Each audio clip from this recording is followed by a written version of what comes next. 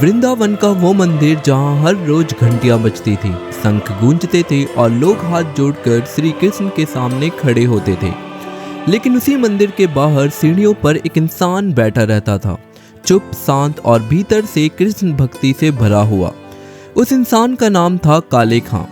वो मंदिर के अंदर नहीं जाता था क्योंकि उसे रोक दिया गया था, पर इस बात पर उसने कभी सवाल नहीं किया और ना ही कभी शिकायत की। वो बस वहीं बैठ जाता था जहाँ से दूर से ही श्री कृष्ण की मूर्ति दिखाई देती थी।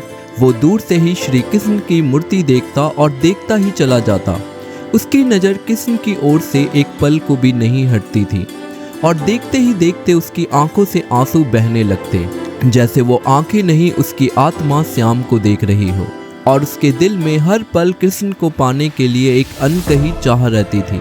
जब मंदिर के भीतर आरती की थालियां सजती थी तब बाहर काले खां की पलकों से आंसू गिरते थे।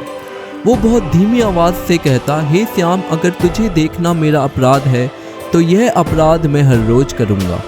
एक दिन मंदिर के पुजारी ने काले खां को डांटते हुए कहा कि यह मंदिर है, यहाँ इस तरह बैठना ठीक नहीं है। काले खां ने सिर झुका लिया और उसकी आंखों से आंसू बहने लगे। उसकी आवाज कांप रही थी। और फिर उस रात पुजारी ने सपने में देखा कि कृष्ण की आंखों से भी आंसू बह रहे थे।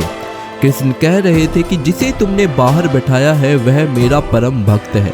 फिर सुबह होते ही पुजारी दौड़ता हुआ मंदिर गया। उसने देखा कि कृष्ण की मूर्ति से बंसी अपने आप नीचे गिर गई है। वह काले खां को ढूंढता हुआ इधर उधर गया पर उसे काले खां कहीं नहीं मिला। फिर वह यमुना के किनारे गया जहां पर उसे काले खां शांत अवस्था में बैठा हुआ मिला। उसकी आंखें बंद थी, चेहरे पर शांति थी और होठों पर एक हल्की सी मुस्कान थी। फिर पुजारी ने देखा कि यमुना की लहरों में बंसी की मधुर ध्वनि गूंज रही है और वह बंसी स्वयं श्री कृष्ण बजा रहे हैं काले खां के लिए। तो यह सब देखकर पुजारी को समझ आ गया कि भक्ति मजहब नहीं देखती, भक्ति सिर्फ दिल देखती है। भक्ति में प्रेम आंसू बनकर बहते हैं और भगवान बनकर लौटते हैं। काले खां ने यह सिखाया कि कृष्ण को पाने के लिए नाम नहीं, बस पूरी तरह उस नाम में समाना होता है। बोले राधे राधे।